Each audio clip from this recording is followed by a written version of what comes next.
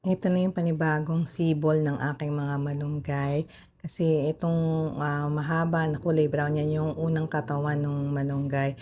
At pinuputol ko lang yan kada maubos yung dahon para nga magsisibol uli ng panibago. Kaya lang, hindi na siya nagsibol uli ng panibago doon sa katawan. Kaya tatanggalin ko na siya para naman maluwag-luwag ang yung pwesto nitong ating mga bagong sibol. At tingnan nyo, ayan nga yung ating unang katawan ng malunggay, pero namatay na siya at ito may panibago na uling sumibol. Ayan, dito na mismo sa pinaka malapit sa ugat tumubo itong mga bagong sibol ng ating malunggay. Ilang katawan din to, mga 4 din.